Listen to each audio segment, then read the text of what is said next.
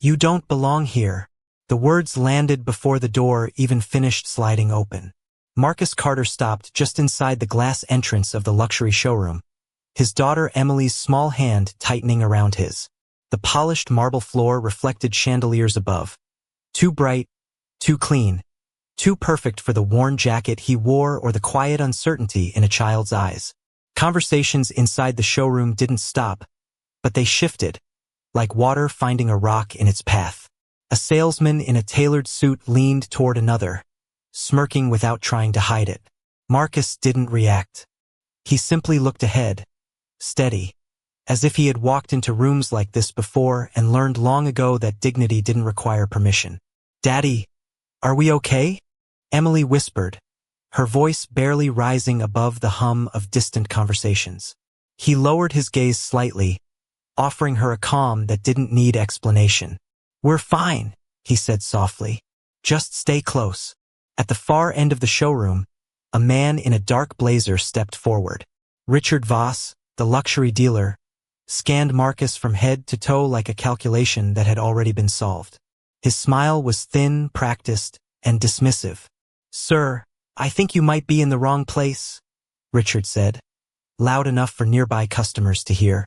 A few heads turned. A quiet ripple of attention spread through the room. Marcus glanced at the lineup of high-end vehicles, their paint flawless under showroom lights, each one priced beyond casual consideration. He didn't look impressed. He looked thoughtful. "I'm here to look at a family vehicle," Marcus replied evenly. Richard let out a short laugh, shaking his head as if he had heard something amusing. "Family vehicles are 2 blocks down the street. This is a luxury dealership. These aren't cars you browse. They're cars you qualify for." Emily shifted closer to her father's leg. Marcus placed a gentle hand on her shoulder, grounding her without breaking his focus. "I understand what this place is," he said quietly. The calm in his voice didn't match the tension building in the room. Richard stepped closer, lowering his voice now, but not enough to lose its edge. "Let me be direct. People who come in here without appointments usually leave disappointed. I'd rather not waste your time." The showroom air felt heavier, as if even the polished surfaces had begun to listen. Marcus held Richard's gaze for a moment longer than expected. No anger, no protest, just a stillness that didn't match the assumption placed on him. Then, from the upper glass balcony overlooking the floor, a woman paused mid-step. Victoria Hale had arrived without announcement, her presence subtle but commanding. She wasn't supposed to be involved in daily operations, yet something below had caught her attention. Her eyes followed the exchange, lingering on Marcus Carter a second longer than she understood why. Something about him didn't fit the story being written around him. And in that moment, while the showroom continued to judge him silently, she stopped walking. Richard Voss let the silence stretch just long enough for it to feel intentional, as if the showroom itself was waiting for Marcus Carter to acknowledge what everyone else already assumed. He shifted his stance slightly, gesturing toward the rows of luxury vehicles with a polite but dismissive smile that did not reach his eyes. "Sir, I want to be absolutely clear so there is no misunderstanding," Richard said, his voice calm but firm. "These vehicles are not part of an open browsing experience. They require financial qualification and prior arrangements." A few customers nearby slowed their movement, pretending not to listen while clearly listening. Emily Carter pressed closer to her father, her small fingers gripping his sleeve tighter. Marcus did not look at Richard for a long moment. Instead, he looked at the vehicles again, as if studying more than their appearance, as if he was reading something beneath the surface that others could not see. Then he spoke softly, without frustration or urgency. "I understand how this works," he said. Richard nodded, satisfied too quickly, already turning slightly as if the matter was closed. "Then I am sure you understand why I need to ask you to step out and perhaps visit a more suitable location." The words were polite, but the meaning was not. Emily's face tightened, confusion and embarrassment mixing in a way no child should have to carry. Marcus lowered himself slightly so he was at her eye level. "It is all right," he said gently. "We are going to be all right." His voice did not tremble. It carried a steady confidence that did not match the situation around him. From above, Victoria Hale remained still on the glass balcony, her hand resting lightly on the railing as she watched. She had seen countless customer interactions, countless negotiations, countless displays of ego and entitlement, but this was different. The man being dismissed was not reacting in any of the expected ways. There was no anger, no pleading, no defensiveness. Only calm. Richard signaled subtly toward a nearby staff member, a quiet instruction that did not need words to be understood. The staff member approached with professional hesitation. "Sir, if you could please follow me," he said, attempting politeness while avoiding eye contact. Marcus stood slowly, adjusting Emily's position so she remained close to him. He did not resist. He did not argue. He simply asked one question. "Is there a reason I cannot remain here for a few more minutes to look at options with my daughter?" The question was simple, but it landed heavily in the space between them. Richard answered immediately, too quickly. "Because this is not the appropriate environment for that." The words hung in the air longer than intended. A few customers exchanged uncomfortable glances. Victoria's expression tightened slightly. Something about the situation no longer aligned with what she had assumed from a distance. Marcus nodded once, as if accepting a rule he had encountered many times before in different forms. "Understood," he said quietly. He took Emily's hand again and began walking, not in anger, not in defeat, but in controlled composure. And as he moved toward the exit, Victoria Hale found herself stepping away from the railing for the first time, her attention fully locked on the man being quietly pushed out of a world that seemed to have already misjudged him. The doors of the luxury showroom slid open with a soft mechanical sound that felt louder than it should have. Marcus Carter stepped through them with his daughter still holding his hand, the reflection of polished glass and bright showroom lights fading behind them as they entered the exterior walkway. The air outside was cooler, carrying the faint noise of traffic and distant city life, a sharp contrast to the controlled silence they had just left. Emily looked down at her shoes, her steps smaller now, as if trying to match the rhythm of her father's calm. Marcus did not look back. Not once.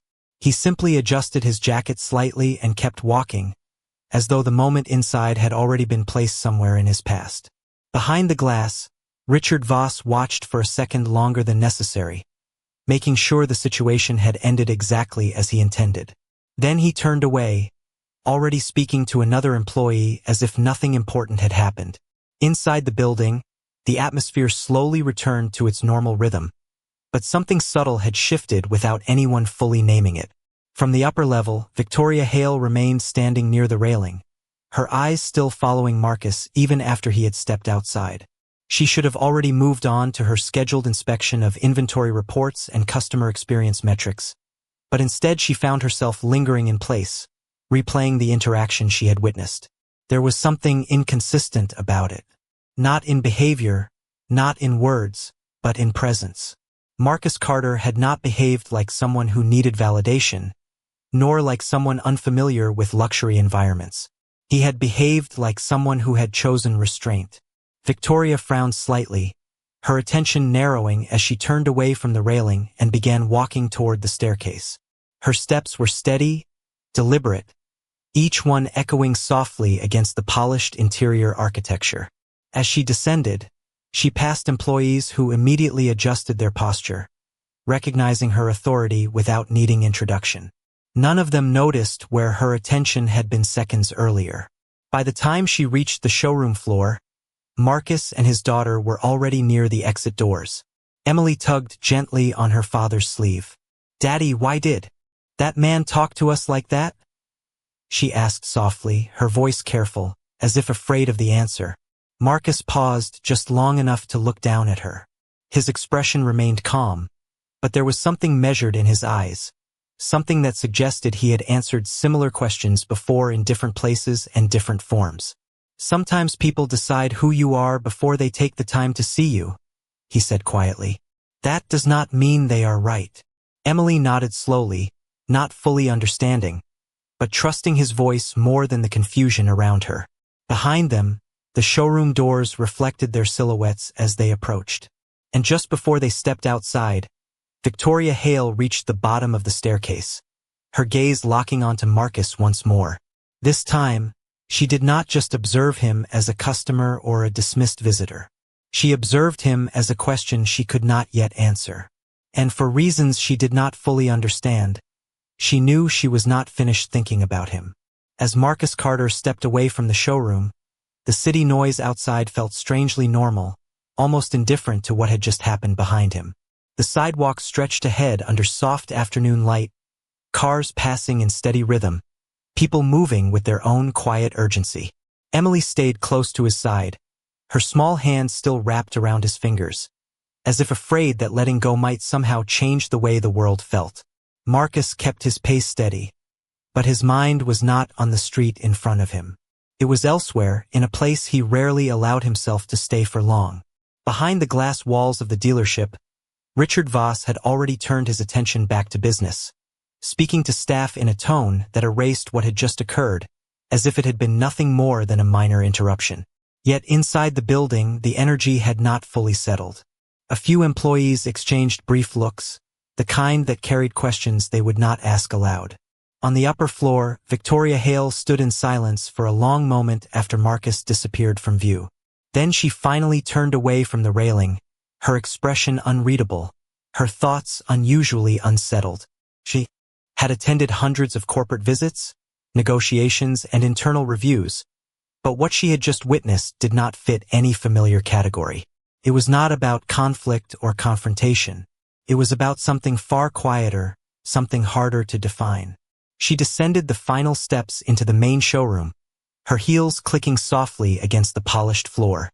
Employees immediately straightened as she approached, recognizing her presence without a word needing to be spoken. Richard noticed her a moment later and adjusted his posture, smoothing his jacket as he moved toward her with a practiced smile. "Good afternoon, Miss Hale," he said. "We just had a minor situation, but it has already been handled." Victoria did not respond immediately. Her eyes moved past him, toward the glass doors where Marcus Carter had exited moments before.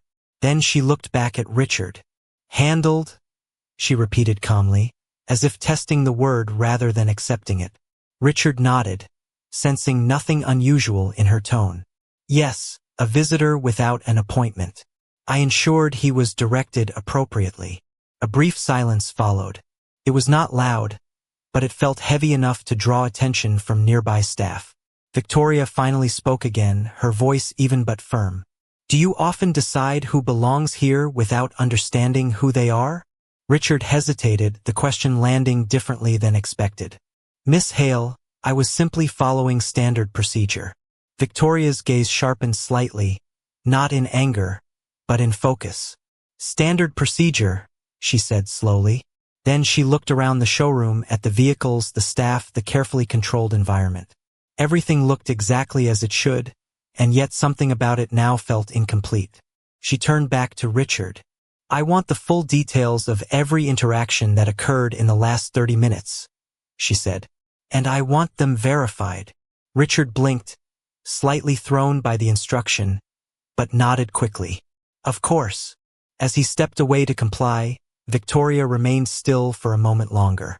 Her attention drifted again toward the entrance, even though Marcus Carter was no longer there. She did not yet know why the encounter stayed in her mind, only that it did. And for the first time that day, she made a decision that was not part of her schedule. She intended to find out exactly who he was. The showroom felt different after Marcus Carter had left, even though everything inside remained perfectly arranged.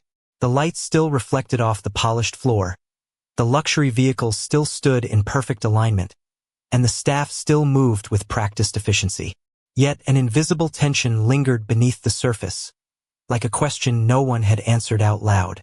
Victoria Hale stood near the center of the showroom, her arms relaxed at her sides, her attention no longer on the cars but on the memory of the man who had been escorted out. Richard Voss approached her cautiously, holding a tablet with transaction summaries and visitor logs. "Miss Hale, I have gathered the information you requested," he said carefully. Victoria turned her head slightly. "And?" she asked. Richard cleared his throat. "The visitor in question, Marcus Carter, did not have an appointment. He arrived with a child. He inquired about family vehicles, but did not provide any financial credentials when asked. Victoria listened without interrupting, her expression unreadable. When Richard finished, she nodded slowly, but it was not approval. It was processing. Was there any attempt to verify his background beyond financial assumptions? She asked. Richard hesitated. No, Miss Hale. Standard protocol is based on customer qualification at entry level. Victoria's gaze shifted toward the glass doors again, as if she could still see the outline of Marcus and his daughter walking away. Standard protocol, she repeated softly. Then she looked back at Richard. Do you know who approves your standard protocol? Richard straightened slightly. Your operations board, under your general guidelines. A brief silence followed. Victoria stepped closer, her voice still controlled but now sharper in focus. Then understand this clearly, she said. Any protocol that allows character to be dismissed without context is not a protocol that reflects the values of this company. Richard blinked, caught off guard. Miss Hale, I am not. Sure, I understand the concern. Victoria turned fully toward him now. That man did not behave like someone who was lost or confused, she said. He behaved like someone who has been underestimated before and has learned not to react to it. The showroom staff nearby slowed their movements, sensing the shift in tone. Richard attempted to respond. With respect, Miss Hale, we deal with hundreds of visitors. We cannot investigate every individual without cause. Victoria held his gaze. I am not asking for investigation, she said calmly. I am asking for awareness. She paused, then added, find out everything you can about Marcus Carter. Not just financial records. Everything. Richard nodded quickly. Of course. As he stepped away, Victoria remained still, her thoughts no longer on the showroom or its operations. Instead, she replayed the moment the man had stood there with his daughter, completely composed in a space that had judged him before he spoke a single word. There had been no desperation in him, no attempt to prove anything, only a quiet certainty that did not match the assumptions made about him. And for reasons she could not yet explain, that certainty unsettled her more than any conflict she had dealt with that day. Outside, Marcus Carter continued walking with his daughter through the city streets, unaware that the world he had just left behind was beginning to look for him in a very different way. Marcus Carter walked several blocks before slowing his pace, eventually stopping at a small city park where Emily sat down on a wooden bench, swinging her legs slightly above the ground. The noise of the city softened here, replaced by distant birds and the faint rustle of trees. Marcus sat beside her, keeping a respectful silence for a moment before speaking. Do you still want to look for another place to see cars? He asked gently. Emily looked down at her hands. I just wanted them to be nice to us, she said quietly. Marcus exhaled slowly, his gaze fixed forward rather than on the disappointment reflected in his daughter's voice. Kindness does not always come from where we expect it, he said. But that does not mean we stop expecting it. She nodded faintly, leaning slightly toward him. Back at the luxury dealership, the atmosphere had shifted into controlled urgency. Victoria Hale stood in her office overlooking the showroom floor, a sleek glass room elevated above the activity below. On her desk, a digital profile had already begun to take shape, compiled from preliminary background data. Richard Voss stood across from her, visibly more cautious than before. We found limited public records, he said. Military background, technical consulting history, but much of it is incomplete or outdated. Victoria read silently, her expression tightening slightly as she scanned the fragments of information. Outdated, she repeated. Richard nodded. It appears he left formal industry positions several years ago. No recent corporate affiliations. Victoria leaned back slightly in her chair, her eyes still on the screen. And yet, she said slowly, he carried himself like someone who has operated at a level far above what this showroom is used to seeing. Richard hesitated. It is possible he was simply confident. Victoria shook her head once, almost imperceptibly. Confidence looks different when it is performative, she said. What I saw was not performance. She paused, then added, it was discipline. Richard did not respond immediately. The words seemed to change the tone of the room. Victoria closed the file and stood up. I want direct verification, she said.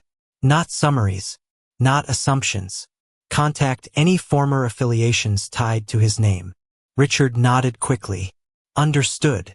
As he left the office, Victoria turned toward the glass wall again, looking down at the showroom where Marcus had stood earlier. The space felt unchanged visually, but her perception of it had shifted. What she once saw as a controlled environment now felt like a place that revealed more about the people inside it than the company intended. And somewhere in the city beyond those walls, a man who had been dismissed without recognition continued his day unaware that he was no longer simply a visitor in someone else's system of judgment, but the center of a growing question that would not remain unanswered for long. Inside the city park, Marcus Carter remained seated beside his daughter, the afternoon light shifting slowly as the sun lowered toward the skyline. Emily leaned back slightly on the bench, her expression calmer now, though the weight of earlier events still lingered in her eyes. Marcus watched her quietly for a moment before speaking. Do you want to go home, or do you want to stop somewhere first for dinner? He asked. Emily thought for a few seconds, then shrugged. Home is okay, she said softly. Marcus nodded, accepting her answer without pushing further. He understood that sometimes silence was a way of processing more than words ever could be. In another part of the city, inside a glass-enclosed executive office at Hale Industries headquarters, Victoria Hale stood alone, reviewing the compiled data on her private terminal. The file on Marcus Carter had grown slightly, though still incomplete. Military records confirmed prior engineering work connected to advanced vehicle systems, but key details remained sealed or inaccessible. She frowned lightly, tapping the edge of the desk as she reread the same section twice. Something about the gaps in the information felt deliberate rather than accidental. A knock came at the door. Richard Voss entered, holding a printed report. We have confirmed a few additional details, he said carefully. He was involved in prototype development work several years ago, but the project was discontinued and records were archived. Victoria looked up immediately. Archived by whom? She asked. Richard hesitated. Corporate transition at the time. Ownership restructuring. Victoria leaned forward slightly. Get access to those archives, she said. Richard blinked. That may require authorization from the board. Victoria's expression remained steady. Then obtain it, she said simply. Richard nodded and stepped out, closing the door behind him. Victoria remained still for a moment, her attention returning to the screen. The more she learned, the less the situation made sense in the way it had initially been presented. Marcus Carter did not fit the profile of someone casually dismissed in a luxury environment. He fit something else entirely, something more structured, more experienced, and more intentionally hidden. She stood and walked toward the window overlooking the city streets below. The dealership was visible in the distance, but her focus was no longer there. It had shifted outward, as if the city itself now contained pieces of a puzzle she had not expected to encounter. At that same moment, Marcus Carter and Emily reached a small neighborhood diner. He held the door open for her, allowing her to enter first. The bell above the entrance rang softly as they stepped inside, unaware that the quiet consequences of a single dismissed moment were continuing to expand far beyond the walls of the showroom. Inside the small neighborhood diner, the atmosphere was warm and ordinary in a way that felt almost distant from everything Marcus Carter and his daughter had experienced earlier that day. The scent of fresh coffee and grilled food filled the air, blending with quiet conversations and the soft clinking of dishes. Emily slid into a booth by the window, her hands wrapped around a glass of water, watching the world outside as if trying to reset her thoughts. Marcus sat across from her, scanning the menu without urgency. For the first time in hours, his posture softened slightly, not because the world had changed, but because this small space did not demand anything from him. A waitress approached with a polite smile, placing 2 menus on the table. "What can I get started for you?" she asked. Marcus looked up calmly. "Just a coffee for now and let her decide," he said, glancing toward Emily. The waitress nodded and stepped away. Emily leaned forward slightly. "Daddy, are we still going to try somewhere else later?" she asked. Marcus considered the question for a moment before answering. "We will find what we need," he said gently. "It just might not be in the places we expected." Meanwhile, across the city, Victoria Hale stood inside a secured records room at Hale Industries headquarters. The lighting was colder here, more clinical, as rows of archived digital files were accessed through restricted clearance terminals. Richard Voss stood nearby, visibly uncomfortable as he observed the ongoing search. "We have gained partial access to the archived engineering division files," he said. Victoria did not respond immediately. Her eyes were fixed on the screen in front of her, where fragmented project documentation had begun to appear. Vehicle systems, prototype testing logs, and design signatures scrolled slowly into view. Then she paused. One particular file caught her attention. It referenced a lead systems engineer assigned to a discontinued high-level automotive integration project. The name listed was partially redacted in earlier versions, but newer access levels had restored it. Marcus Carter. Victoria's expression did not change outwardly, but her focus sharpened instantly. She leaned closer to the screen. "Confirm the project designation," she said. A technician responded quickly. "Advanced Mobility Systems Prototype Program, terminated 6 years ago after corporate restructuring." Victoria stood still for a long moment. "And this engineer," she said slowly, "what was his role exactly?" The technician hesitated briefly before answering. "Lead Systems Architect on Adaptive Performance Integration." Richard Voss shifted uncomfortably. "Miss Hale, that was an experimental division. It was never commercialized." Victoria raised her hand slightly, signaling him to stop speaking. Her attention remained on the file. "He was not just an employee," she said quietly. "He was central to the system." A silence settled across the room as the weight of that realization began to form. Victoria leaned back slightly, her mind connecting fragments of information that no longer felt disconnected. The man she had seen dismissed without hesitation was not someone who had wandered into the wrong place. He had been someone who once helped build the very foundations of the world she now controlled. And somewhere across the city, unaware of the shift now forming behind him, Marcus Carter sat in a quiet diner booth with his daughter, simply waiting for their meal, as the truth about his past began to surface in places he had left behind. Inside the quiet diner, Marcus Carter remained unaware that his name was now moving through secure systems far beyond the city streets. He sat in. Emily stirred her drink slowly, watching the door every time it opened, her earlier tension gradually easing as the warmth of the space settled around her. Marcus glanced at her with a faint, reassuring expression. "Do you feel a little better now?" he asked. Emily nodded. "It is nicer here," she said softly. Marcus gave a small nod, accepting her simple honesty without needing to add more. Across the city, inside the restricted archives at Hale Industries, the atmosphere had changed. Victoria Hale stood motionless in front of a large data display, her focus locked on a fully restored personnel file. The name Marcus Carter was now clearly visible, linked to multiple high-level engineering contributions that had been quietly removed from public systems after corporate restructuring. Richard Voss stood slightly behind her, visibly less confident than before. "Miss Hale, I was not aware his record extended to that level," he said carefully. Victoria did not look away from the screen.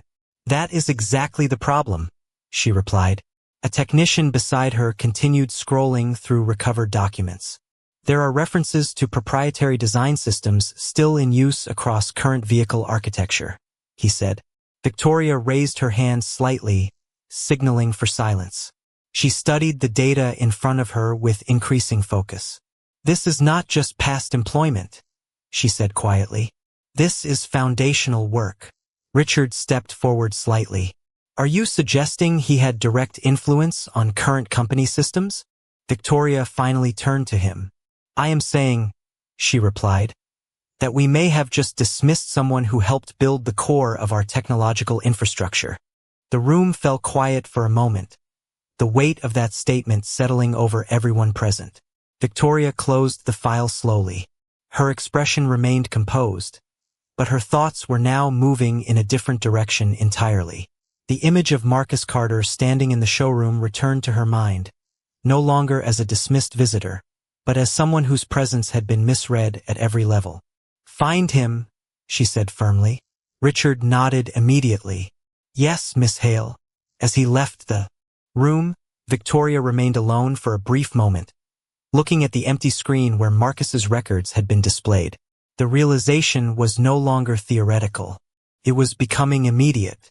And somewhere in the city, in a quiet diner filled with ordinary sounds and normal light, Marcus Carter sat with his daughter, still unaware that the world which had once overlooked him was now actively trying to understand exactly who he was.